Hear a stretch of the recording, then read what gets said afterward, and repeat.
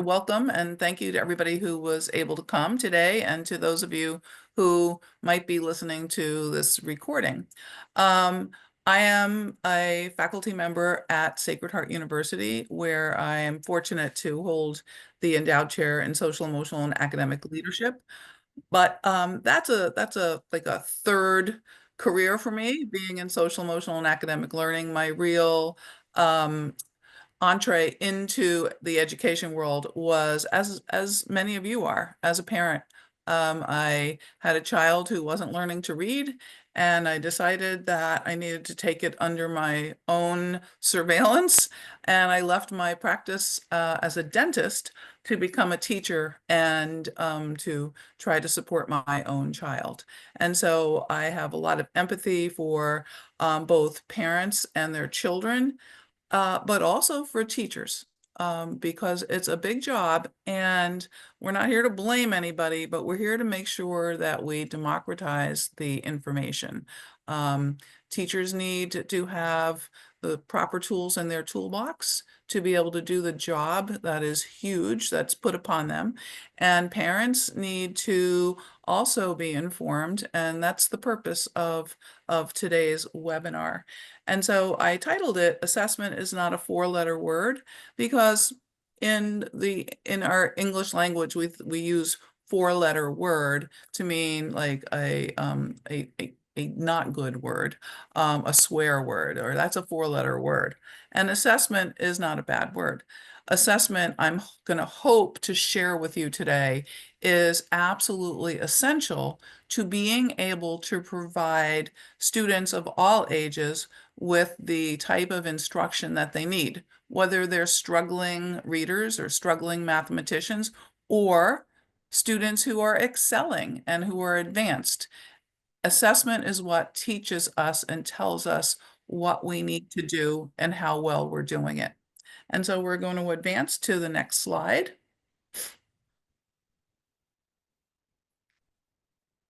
and talk about what the focus of today is. And when we think about children going to school, one of the outcome goals that we have for children is for them to learn to read. And for them to learn to read in a way that is effective to support their own learning and efficient. And we are all what I'm calling literacy ambassadors and change makers. And we're advocates for our students, whether if we're teachers, we're advocates for our students, if they're our own children. And one of the really important things that we're going to focus on today is, how will we be able to tell if our students are on target with this long-term goal of learning to read?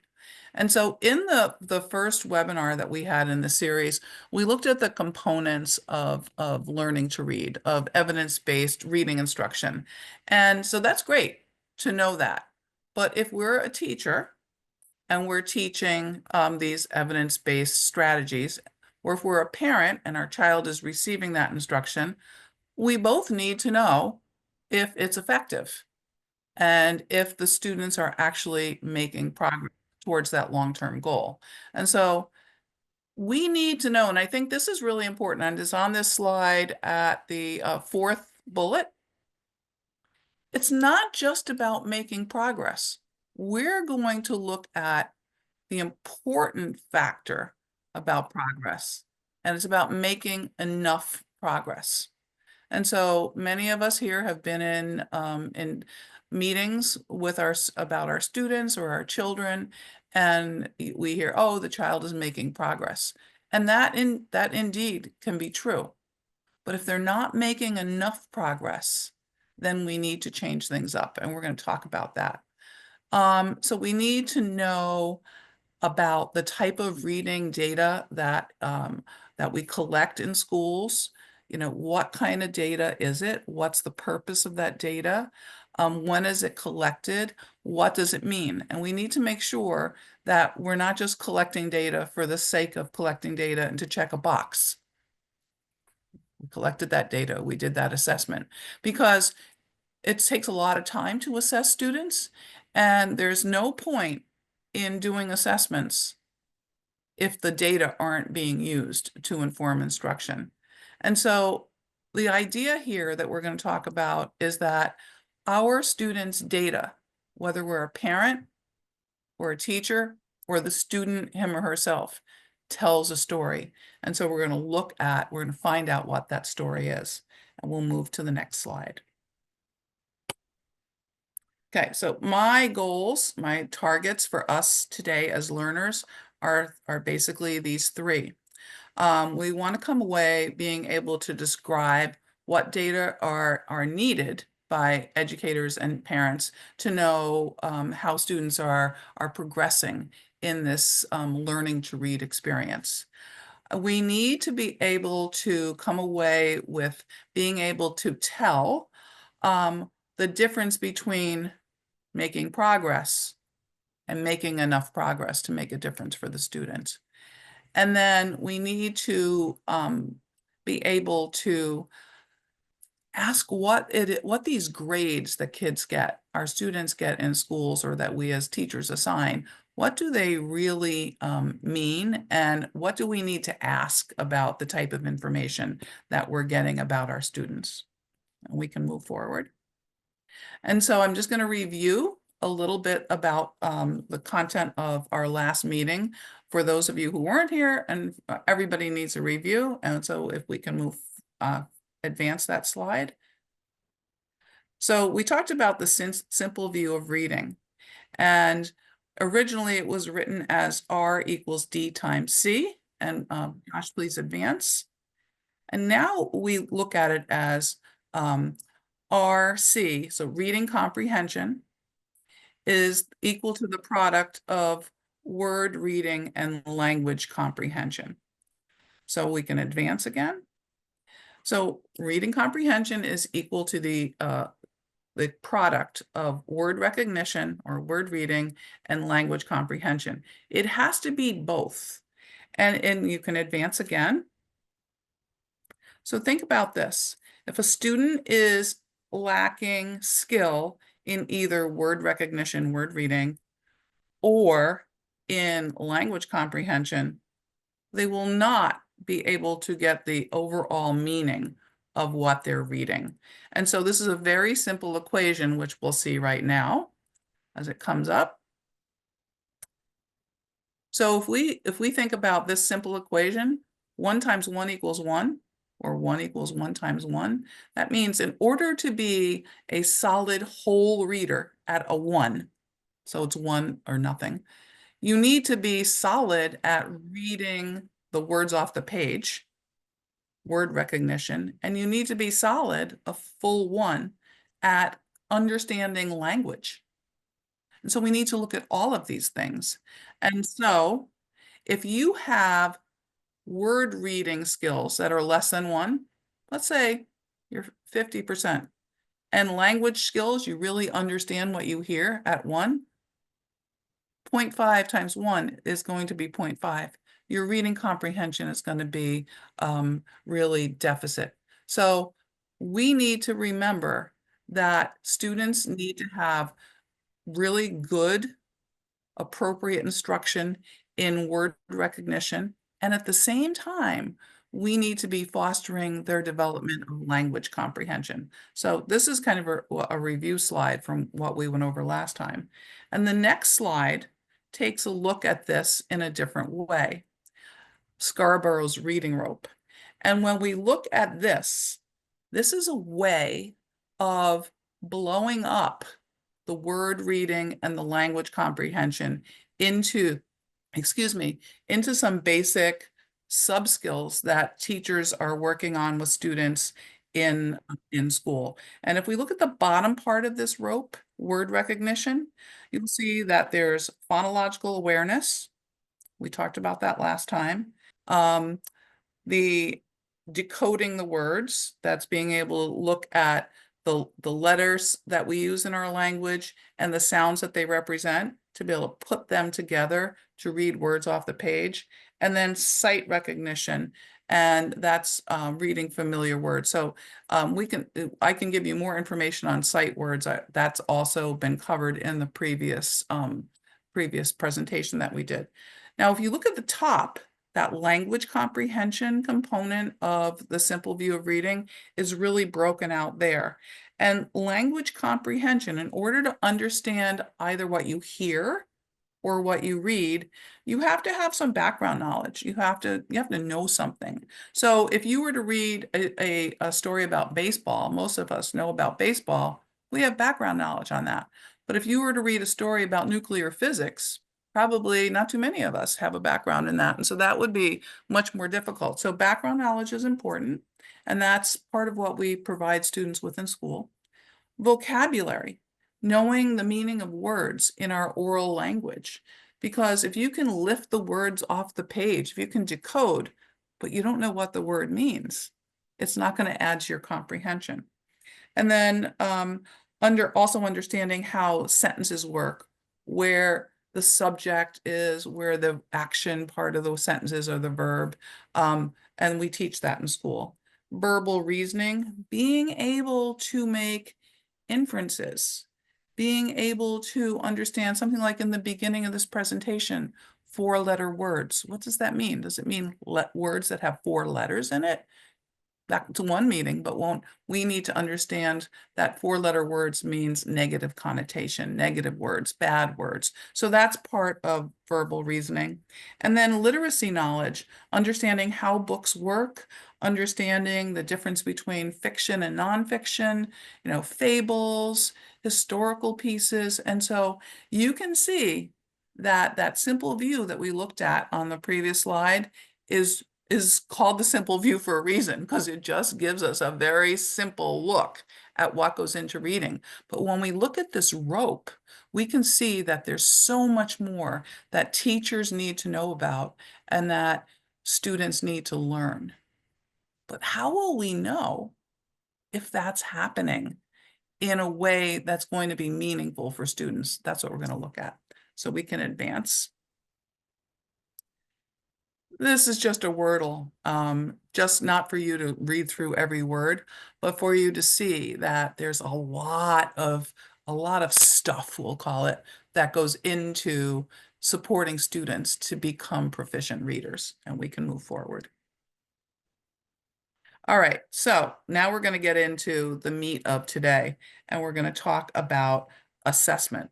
And so the first thing I'd hope that we can all come to understand is that assessments aren't these bad things, and they don't all come at the end of instruction. Assessments are tools.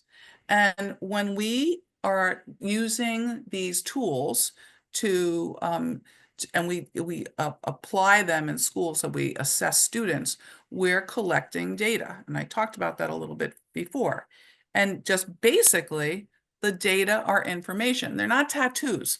We're not looking to get in numbers. We can go, oh, you're an A, you're a B, you're an 86. That's not what it's about. It's information. And it's really not important how well a student does on a particular assessment. What's really important is if they are doing well, that it gives us direction as educators as where we need to go next.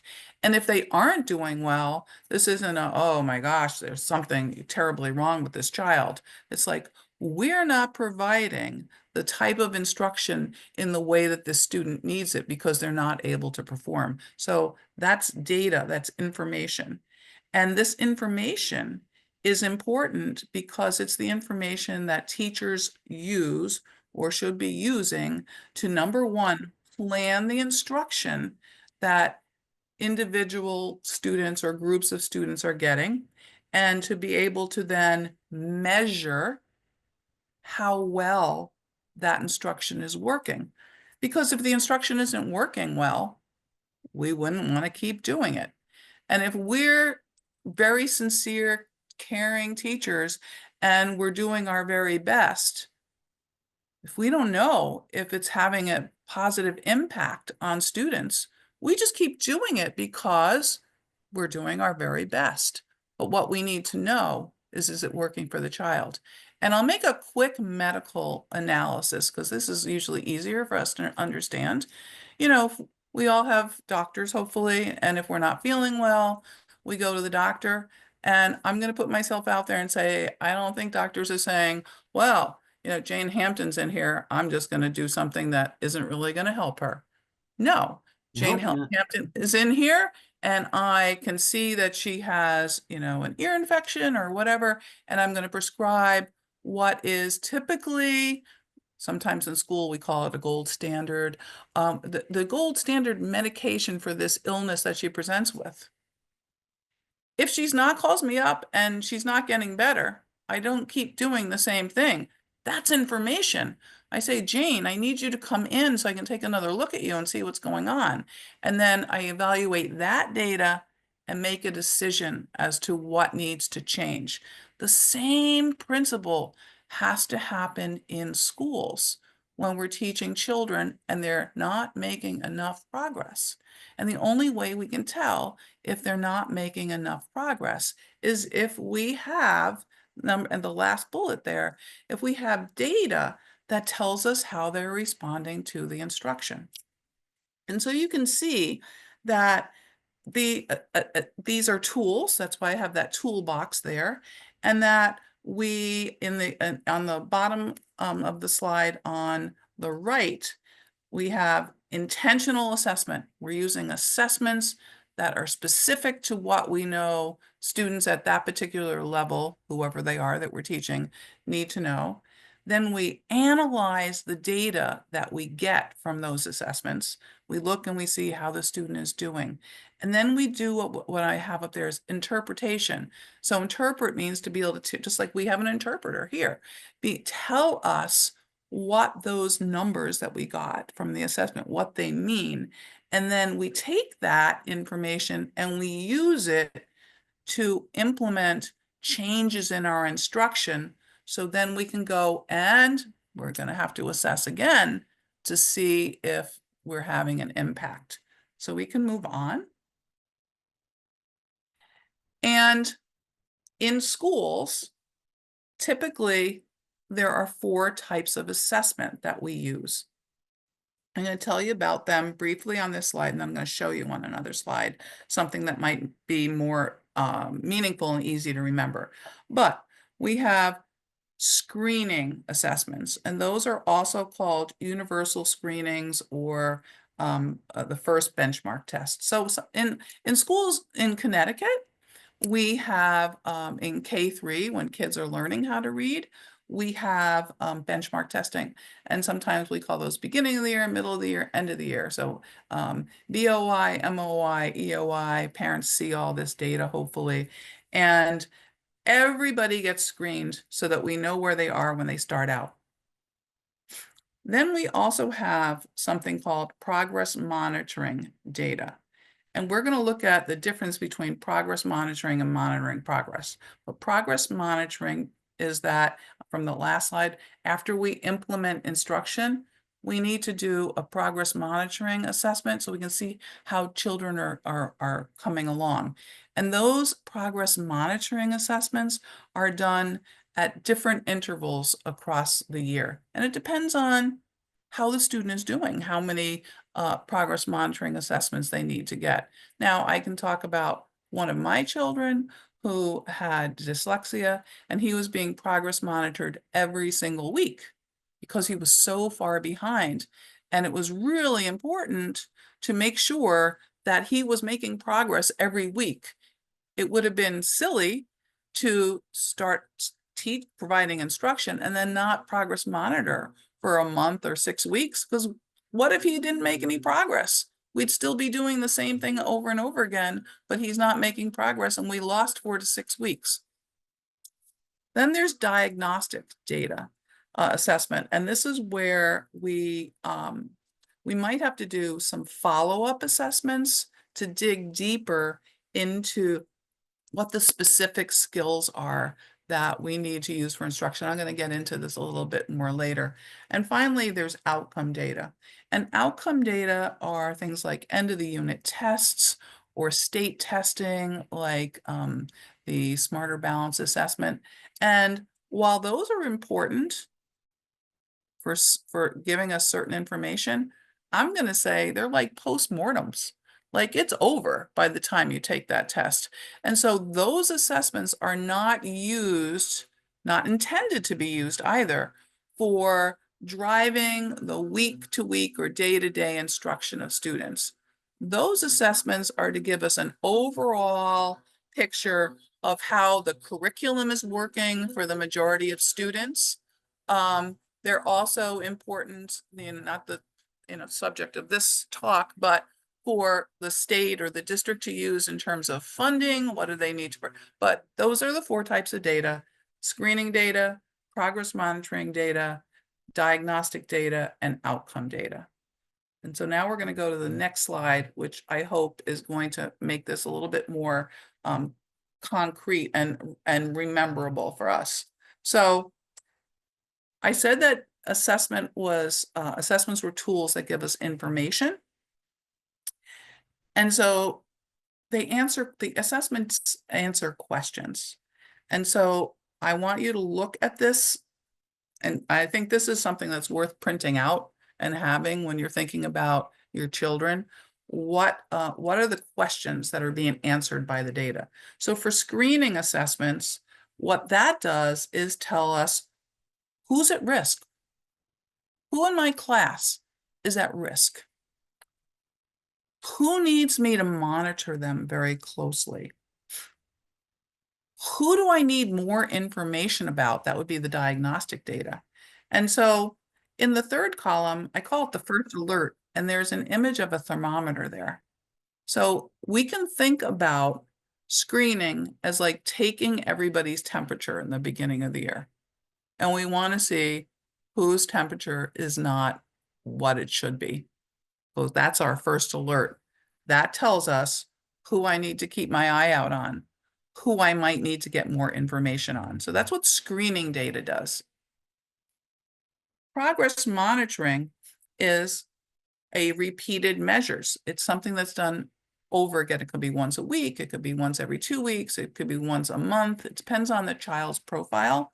And it is important because it tells us how the student is responding to what we're doing to support them.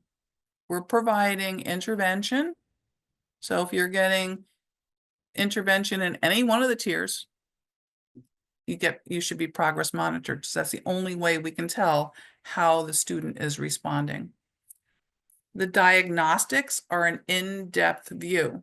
So if you have a fever and you go to the doctor, they may be able to tell just by taking your history and doing some simple things in the office what it is that needs to be done, but not always. They may need to do more in-depth or more diagnostic assessments. They may need to send you for an X-ray. They may need to do a throat culture. They may need to do an assessment on your ear. I mean, it could go on and on and on.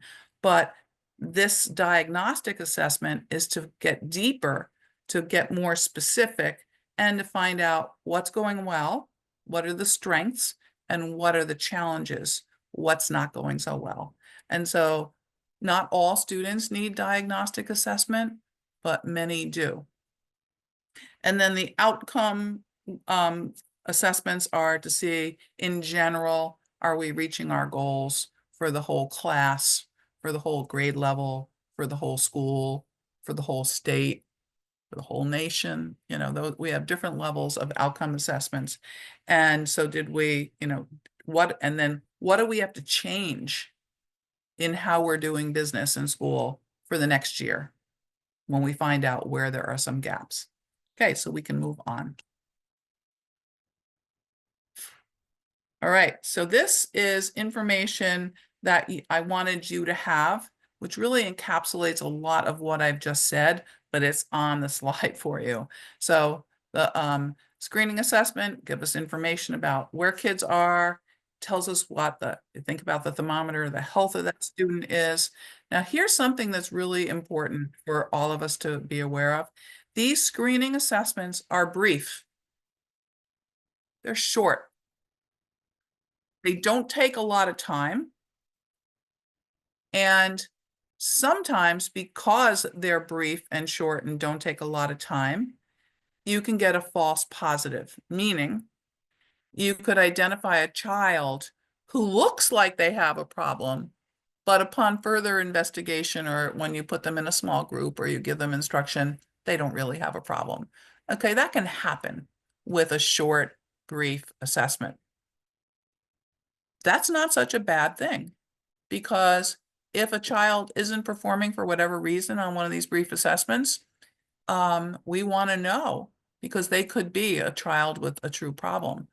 But if they don't have a problem, it's not gonna cause them any harm. We're not gonna put them in a group and keep them there, because the teacher is gonna be able to tell quite quickly.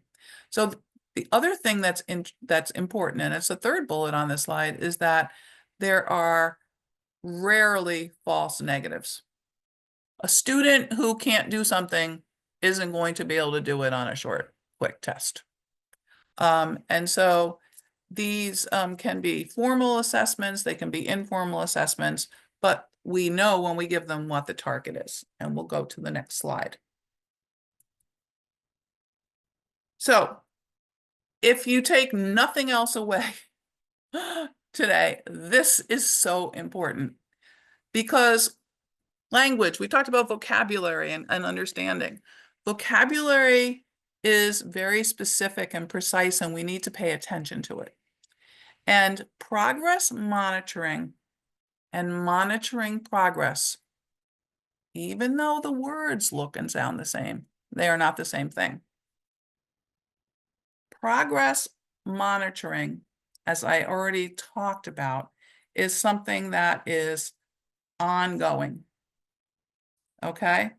It is it's a bunch of measures that include teacher observations, formal and informal assessments, and progress monitoring is a specific type of monitoring progress. I can monitor progress of students in a classroom without giving any assessments. I can monitor the progress of the students by giving assessments, but progress monitoring is a special type of assessment that has a component of time. So it's, what are we measuring and how long does it take for the student to do it? And so I just want to say something right here that's very important for those of us who have students with disabilities and IEPs. A lot of our children have untimed testing on their IEP. That's awesome. When they are having an assessment on what they've learned in science or social studies or whatever, that they get extra time for their thinking, etc. However, when we're progress monitoring, it's important to use the timing, whether our children have an IEP or not, because the data, the mark, the grade that we get, the number that we get, is how well, how accurate, and how automatic are the students. I'm going to give you an example. Let's take kindergartners. When kindergartners are with us, we want them to be able to identify all 26 letters in the English language, uppercase and lowercase. We also want them to know the basic sounds that these letters represent. Now, I speak from experience, having been a kindergarten teacher as well. And in the days, back in the 1800s, before we had the type of progress monitoring tools that we have now, we used to sit with children and we'd give them a set of random, small lowercase letters and uppercase letters, and ask them to name those letters. And then we'd ask them to give the sounds. Children could get 100% on that, or 98%, some very high number, but it could have taken them 15 or 20 minutes to get through the assessment. When it takes a child that much time to be able to do those tasks, that's not good enough.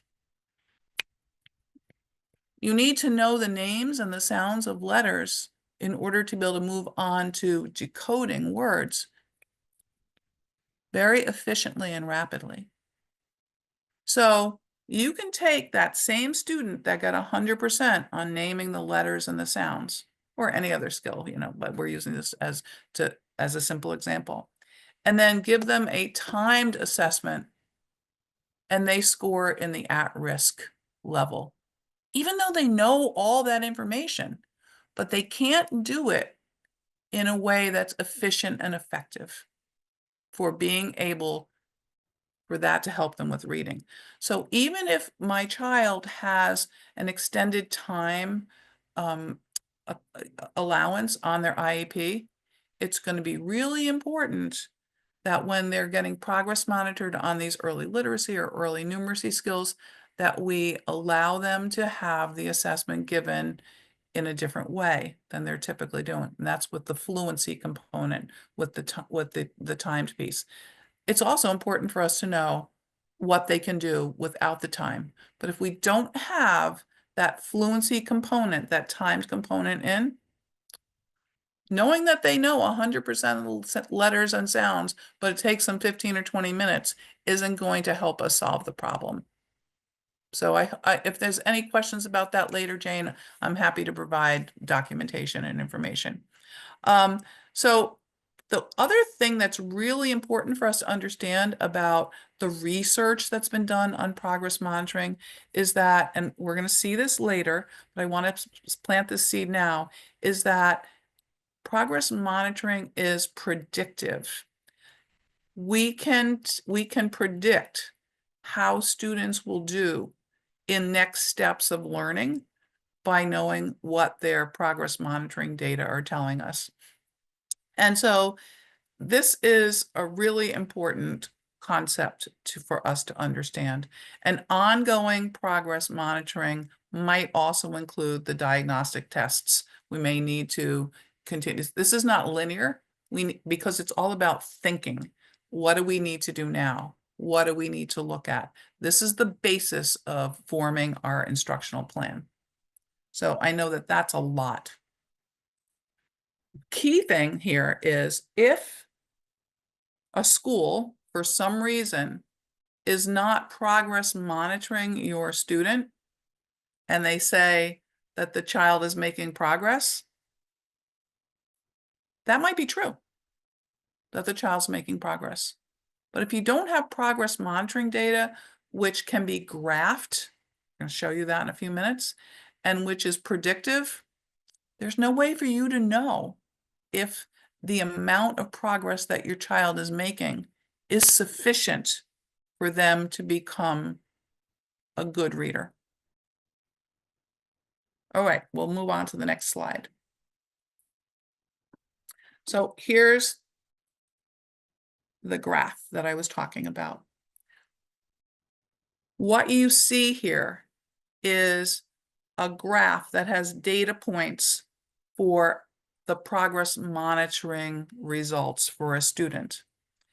And when a student scores below the expectations that we have for their achievement in a grade level, we already said we have to monitor them more closely. And it can be from weekly to monthly. And you can see on this graph that there is an X at the end up above 13 to 14. And that is an example, a guideline of where we want the students to go. That's that hatched line. The points that are plotted are the actual students' data, and you can see a little line, and it's pointed. It says trend line. You can see that the child is trending downward, not upward, towards the goal.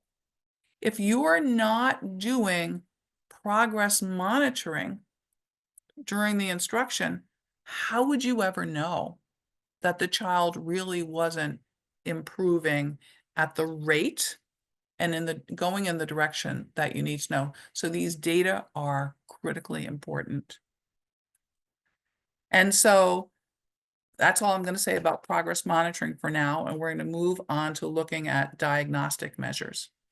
And so, like I said before, I say things about 3 times because the research shows us that adults need a lot more repetitions than children. So not to be insulting your intelligence, but to be using educational neuroscience to give this presentation. Diagnostic measures, we already said, look at specific skills. Diagnostic measures, I just want to be clear, and this is confusing, could be used for screening or progress monitoring. Okay, so these assessments can all be used for different purposes. The teacher should be knowing what to do. They're administered when a student is suspected of having difficulty with what is being taught, and they ensure that students are secure, meaning that they know precursor skills for whatever is being taught. If you're trying to teach somebody something and they don't know the skills that were necessary, they don't have those skills that were precursors that came before, you could be the best teacher in the world with the best materials, the best everything, and it's not gonna happen. So diagnostic, if you look at my diagram, diagnostic assessment leads to deeper understanding of where the student is right now. It gives us information as educators on how to improve or what needs to be improved. And then it informs us to know what resources we need. And programs don't fix kids. Teachers and teacher knowledge and teachers' use of data is what helps kids remediate, not a program. And so when you take the knowledge of the student's current status, you have information on what needs to be, what needs to be improved, and you know what resources you need, now you can develop that big circle, the first circle, and that's the instructional plan. If you implement that plan, you should have improved student outcomes.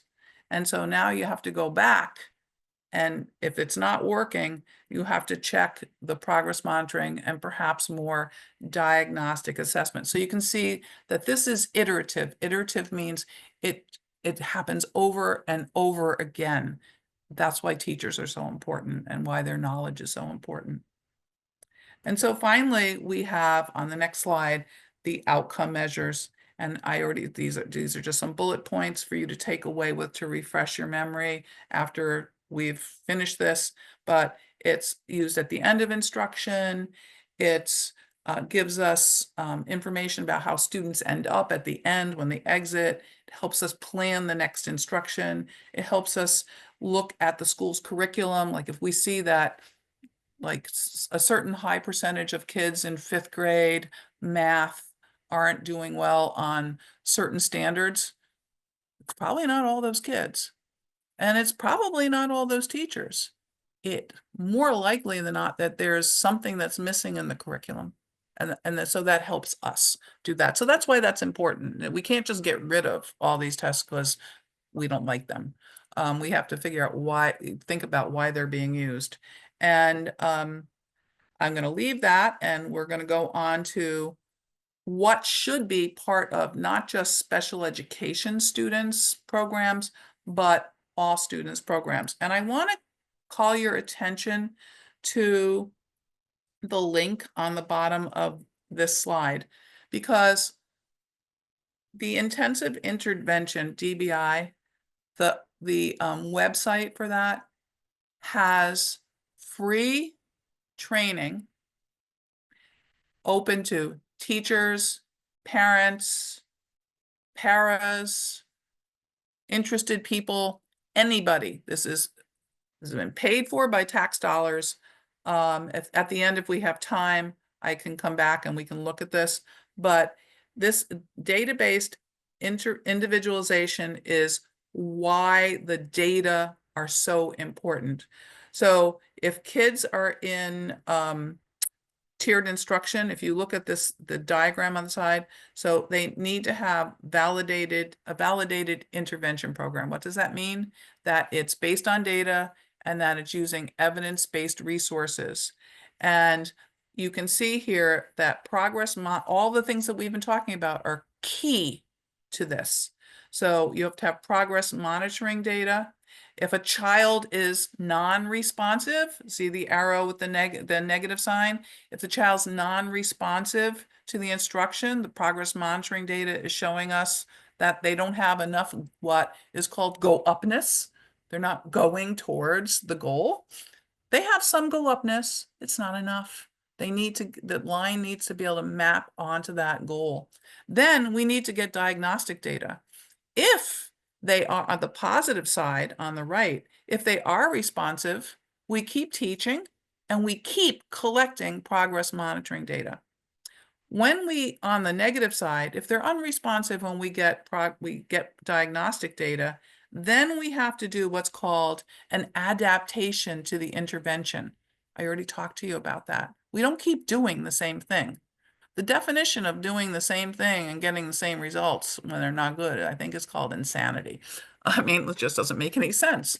So we adapt the intervention, and then what do? We progress monitor.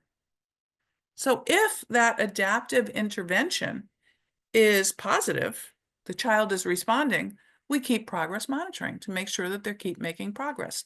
If, however, after we make an adaptation to the intervention, the child isn't responsive, we say, wow, that's great information. We need to get more diagnostic data because we missed something. Just because you didn't figure it out on the first try or the second try doesn't mean you're a bad teacher or the child is hopeless. It just means we need to get more information. We see this in all other walks of life, and it's perfectly acceptable. It has to become the norm in how we deal with children's challenges in school. All right, so we can move on. And you can see that these are the basic stepping stones to literacy. And this comes from the dynamic indicators of basic early literacy skills, DIBELS. I have the link to where I got this on the slide. And we're looking at going from non-reading to reading to learn. Because the idea is we want kids to become independent readers so that they can read on their own to learn whatever they want to learn. And so you can see this is related to that rope. They need to have phonemic awareness, vocabulary and comprehension, the alphabetic principle, vocabulary and comprehension, and oral reading fluency, and vocabulary and comprehension. So the whole time that our children are learning all these sub-skills that have to do with the word level, they're also learning about vocabulary and comprehension and all the other strands on the language comprehension side of the map. So next slide is, what do we know from all the research? There's more research about learning to read than there is about pretty much anything else in education. We know that those trajectories that students are on for the slope of their progression, they're established early. So when children have problems early on, unless we do the intervention and the diagnostics and the progress monitoring, they're going to stay on that low trajectory. And so that gap between them and children who aren't challenged is just going to keep getting wider and wider and wider. And so that means that the students that start out on that low trajectory, when we don't do the right assessment, they tend to just fall further and further behind unless, next slide, we actually do something about it.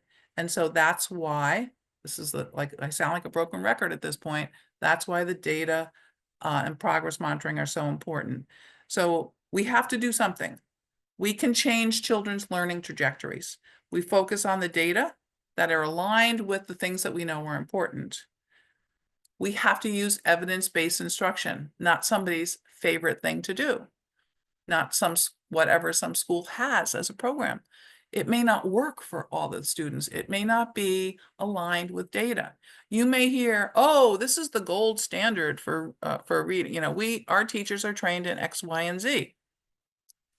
That may be true, that something is a gold standard and teachers are well trained.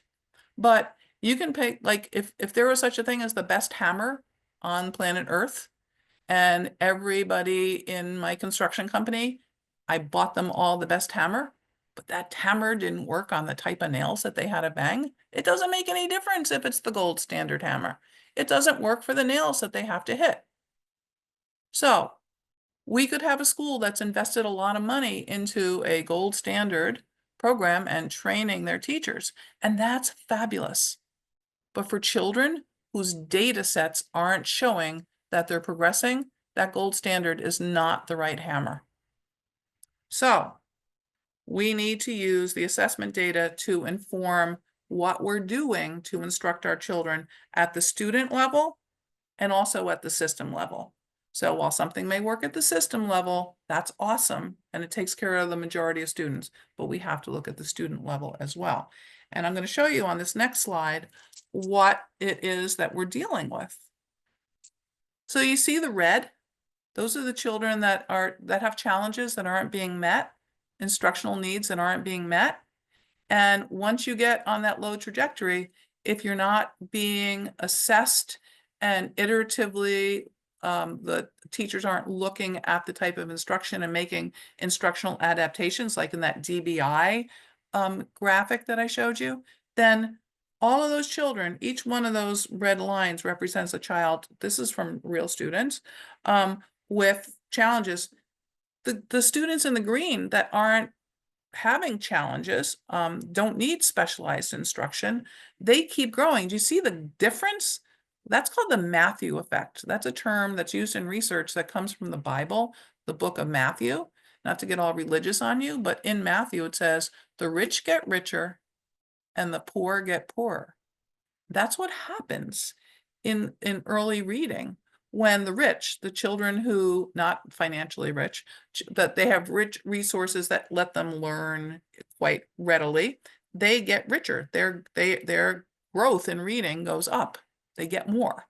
And the poor, the students, not financially poor necessarily, but with more needs that aren't being met instructionally, they may be getting good instruction, but it might not be the right instruction. And if we're not monitoring them, we don't know that they're really not moving in the right direction.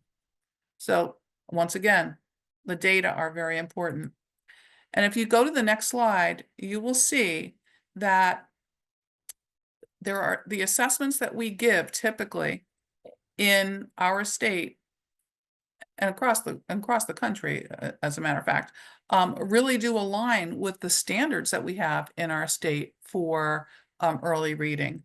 And I'm not going to read through all of this, but LNF is letter naming fluency, first sound fluency, phonemic segmentation fluency, nonsense word fluency, Dibble's oral reading, and all different, like Ames, all different assessments, no matter, I'm using Dibble's here as an example, but they have oral reading fluency assessments. And then Dibble's Days is a maze. A maze is a comprehension strategy. So all of these assessments that take 3 minutes or less are aligned with the standards that we have for early reading. So let's look at the next slide. And we can see that this slide is talking about benchmark goals. I want you to understand that when your child is in the green, because a lot of the school districts will send you a report where if you're either green, yellow, or red, you're either meeting benchmark, you're below benchmark, or you're seriously below benchmark. Below benchmark is not, woo, 100, A+, some big wonderful score. A benchmark just means that you have reached a score, and I remember I said this was predictive, that predicts that you'll meet the next benchmark goal if you continue to get high quality instruction. That's all it is. If benchmark is 40 and you're 39, you're below benchmark. So reaching 40, if that's what a benchmark is, or any other number, I'm picking that as an example, is not something to go, oh, the kid's all set. It's just telling you that where the child is now on this benchmark is a good place. And it is likely that they will continue to advance if they get really good, appropriate instruction. And so the benchmark goals are based on a lot of research that's been collected over decades. We can move on. So this slide is important for you to have. If you're at or above benchmark, and typically what's used in our state, those are green or blue, you have a 90% chance or better of making the next the next benchmark if you continue to get good instruction. If you're yellow or below benchmark, you have a 40 to 50% chance of achieving the next benchmark goal if you get good instruction. These are the kids that are going to need strategic instruction, or what we call tier 2 instruction sometimes. They need more. And if you're red or well below on a benchmark, you only have a 10 to 20% chance of achieving the next benchmark. And if you're in this group, you need a lot of support, what we call intensive support, to be able to make adequate progress. So we don't want you to continue on that same line. We want to change it so that you go up and catch up and close that gap. All right. This next slide shows you, this is not meant for you to sit and read, but just shows you that in your school, there's information, there are pages like this for whatever assessment is being given that gives you information about where the student is in terms of what their benchmark scores are. This is not something that if you're a parent that you should say, oh my gosh, I have to learn all about this. This is something that you should know that exists, and the teachers should answer questions that you have because you're partners. As a teacher, I'm a partner with you if you're the parent of one of my students, whether you're struggling or not. And so just know that this information is there and can be readily discussed with you. Finally, I would just want to say that these benchmark goals, and we can go to the next slide, that we talked about are predictors. That's a takeaway. That's like the third time I said this. And they're goals. They're meaningful goals that are used to determine the pathway that we're taking for intervention. And these are going to be the game changers for our kids. So the next slide, progress monitoring, if I haven't convinced you yet, is key. The research is convergent. That means that lots of research comes together, converges to tell us the same thing. And so this consistent use of this progress monitoring tool is important. And when it's used correctly, it is positively correlated with student achievement. And it's the most reliable feedback that we can use as educators. So next slide, what should parents be looking for? Well, you should be looking to see if your child is at benchmark for the early literacy skills that are in the Connecticut core standards.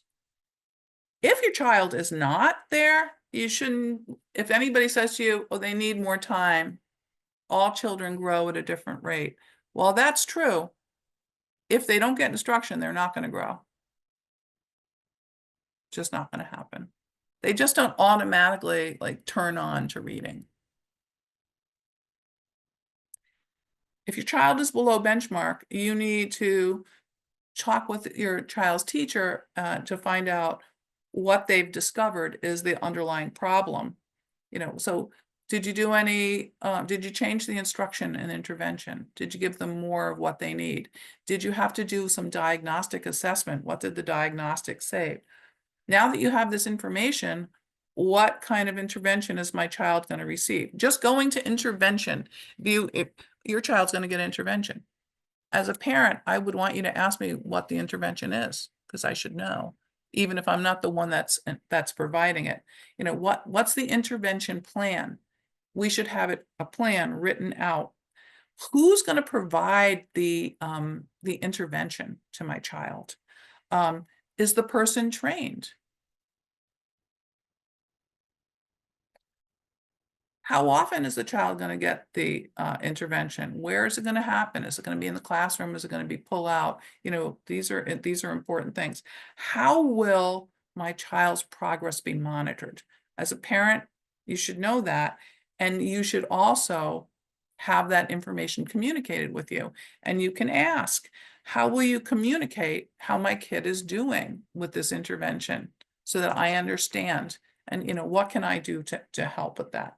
So remember if you were in our last webinar, we took that reading rope and we looked at something called the cognitive model of reading, I'm going to show you.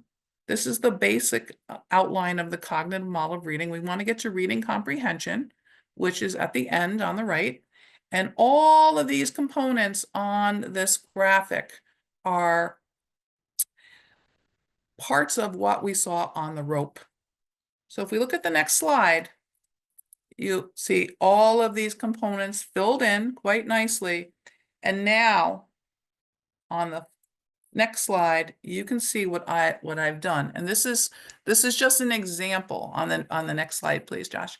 I have put in the different names of assessments next to each one of those very important components from the rope, which is in the cognitive model.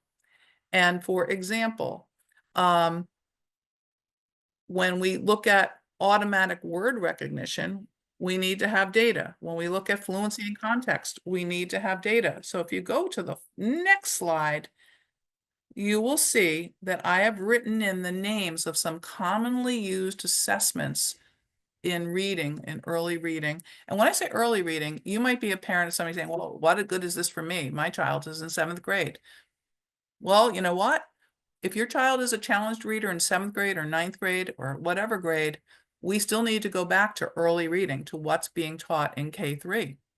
Doesn't make any difference how old they are. If they don't have that skill set, that's what we are required to provide to them. So I have put on here some things like, so you may have heard of the PAST, the Phonological Awareness Skills Test. That tells us about phoneme segmentation. If I go up here and I look at automatic word recognition. Some of you may have heard of a test called the San Diego Quick Test. That's a test that you very quickly tells us where the child is. This is an example of a child, a child I made up, Remy, who's in 5th grade. And the child is, if I look at all this, the child is having problems with decoding and sight word. They're functioning at a bunch of different grade levels on their decoding, because they're supposed to have for the, and I don't expect you to understand these scores. Whatever test your school is giving, your teacher should share that information with you. But these are all supposed to be 15 for scores, and the child has 8, 7. I know right now that there's a breakdown there, and that I need to work back there in order for the child to be able to do these higher level skills. So what I'm not expecting you to come away from this presentation like you're a certified educator in reading. What I want you to know is that everything that we discussed last week and in the beginning of this is all related to that rope and this cognitive model. And at each level of the model, we can do assessments that are quick, reliable, and valid, and that should be informing exactly where we need to provide the instruction. So if you go to the next slide,